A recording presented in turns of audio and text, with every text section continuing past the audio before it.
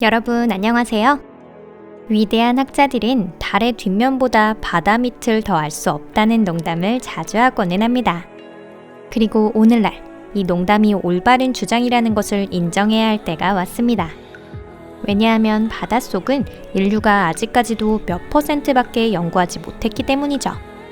물론 바다는 믿을 수 없을 만큼 아름답고 강합니다. 하지만 바다의 위대함을 알면서도 위험성을 내포하고 있는 바다의 특수한 성질을 잊어서는 안 됩니다. 이번에는 이런 웅장한 바다의 비밀에 대해 소개하겠습니다. 준비, 시작! 닻을 올릴게요.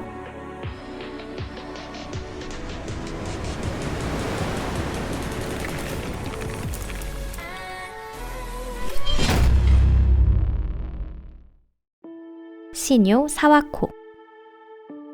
공포와 패닉이 동시에 느껴질 것만 같은 이 사진은 2008년 4월 13일에 촬영된 것입니다. 중국어선 르롱규 2177에 탄 선원의 모습에 주목하세요.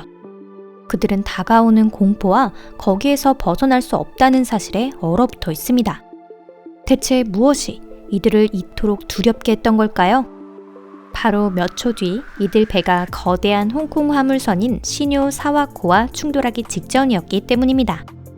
이 사건은 일본 가고시마현 다카라시마 남쪽 약 350km 해역에서 발생했는데요.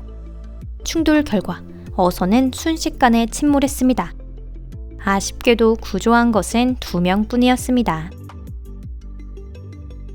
빙하의 분열.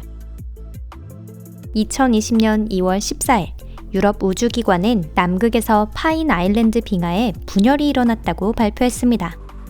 빙하의 일부는 면적 300평방킬로미터의 빙산이 되었습니다. 이 사건은 코페르니쿠스 센티넬 위성에 의해 기록됐는데요.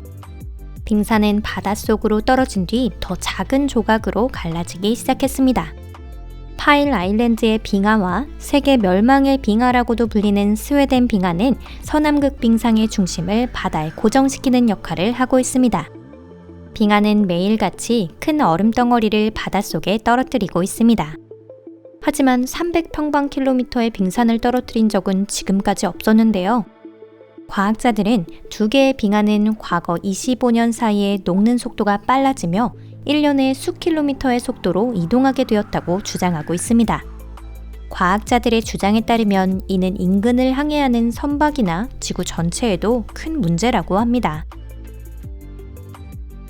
버뮤다 트라이앵글로 사라진 비행기. 스타타이거는 브리티시 아메리칸 에어웨이즈사가 보유하고 있던 아브로튜터 4형의 여객기였습니다. 1948년 1월 30일 이 비행기는 산타마리아에서 버뮤다 제도를 향해 비행하던 중 대서양상에서 흔적도 없이 사라지게 됩니다. 비행기를 조종한 사람은 조종사 브라이언 맥밀런이었는데요. 그날은 날씨가 좋지 않았고 비가 강하게 내리고 거센 바람이 불었다는 것은 염두에 둬야 합니다. 이 비행기의 앞에는 프랭크 그리핀이 조종하는 또 다른 여객기가 날고 있었습니다. 그리핀은 스타타이거와 계속 연락을 주고받았다고 밝혔습니다. 어느 순간을 맞이하기 전까지는 말이죠. 기상의 영향으로 두 대의 비행기는 예정되어 있던 루트에서 조금 벗어나 있었습니다. 그리핀의 기체는 결국 당초 코스로 돌아가 착륙에 성공했지만 스타타이거는 온데간데 없이 사라졌죠. 대규모 구조활동이 닷새에 걸쳐 행해졌습니다. 하지만 배 몇 척과 비행기 26대가 추색을 했는데도 아무런 성과가 없었습니다. 승객 31명과 승무원 6명을 태운 스타타이거는 그 어느 곳에서도 아무런 흔적이 발견되지 않았습니다. 비행기는 마치 심해에서 녹아버린 게 아닐까 싶을 정도로 감쪽같이 사라졌죠. 이 비행기가 사라진 이유는 아직 아무도 모르기 때문에 버뮤다 트라이앵글의 전설이 오늘까지도 회자되고 있는 것입니다. 바다의 신기록.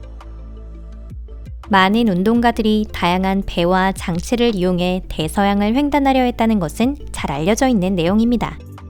하지만 크리스 버티시라는 이름의 남아공 출신 남성은 믿을 수 없는 일을 해내게 됩니다. 익스트림 스포츠 애호가인 이 남성은 역사상 처음으로 패들보트와 패들을 이용해 대서양을 횡단했고 이로 인해 세계 신기록을 수립했습니다. 버티 씨는 오랜 시간에 걸쳐 이 계획을 다듬고 마침내 실행에 옮기기로 결심했죠. 이 사내는 지구의 아주 크고 위험한 해양 하나를 홀로 횡단하는데 총 93일을 소요했습니다.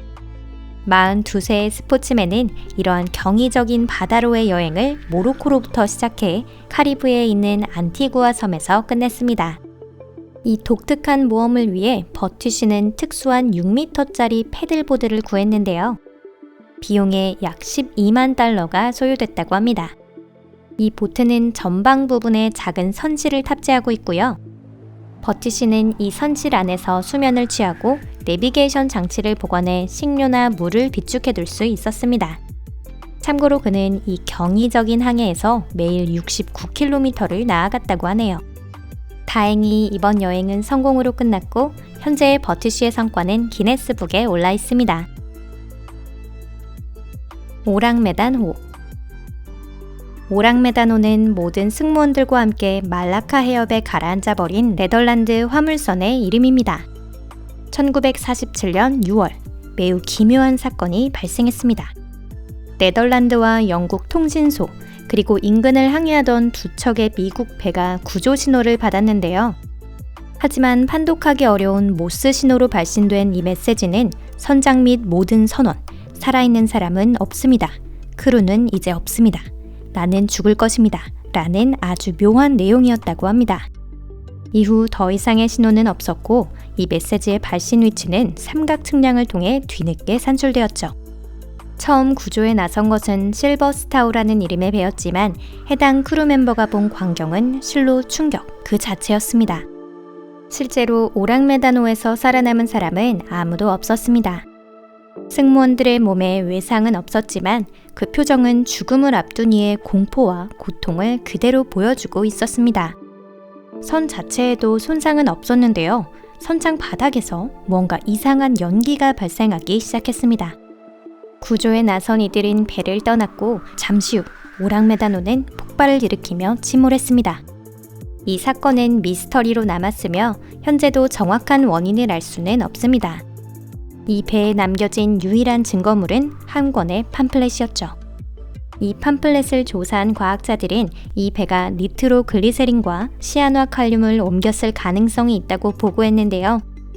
이 두 화학물질은 바닷물에 닿으면 굉장히 위험합니다.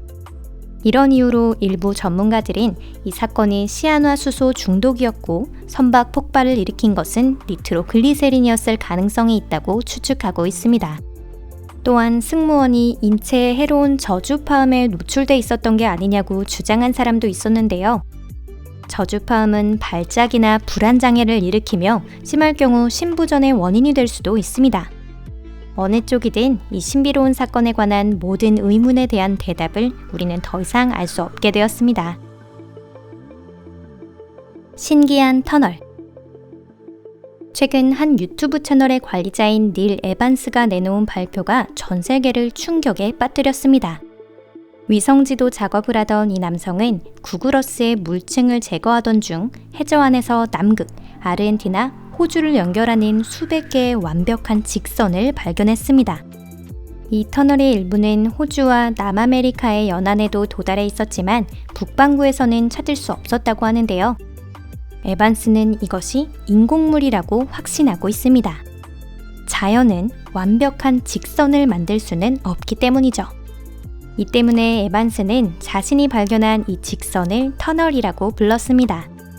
미국 해양대기청의 일부 과학자들은 이 발견에 관심을 갖고 이 현상을 더욱 자세히 연구하기 시작했습니다. 현재 조사가 진행되고 있기 때문에 머지않아 저나 여러분에게 굉장한 발견이 있을지도 모릅니다. 오늘 영상은 여기까지입니다. 시청해주셔서 감사합니다. 장래에 바다에 대한 조사가 보다 깊이 진행되어 우리에게 바다가 보다 친숙해지기를 바랄 뿐입니다. 그럼 다음 영상에서 뵙겠습니다. 만약 이번 영상이 마음에 드셨다면 채널 구독과 좋아요 버튼 꼭 눌러주세요. 안녕히 계세요.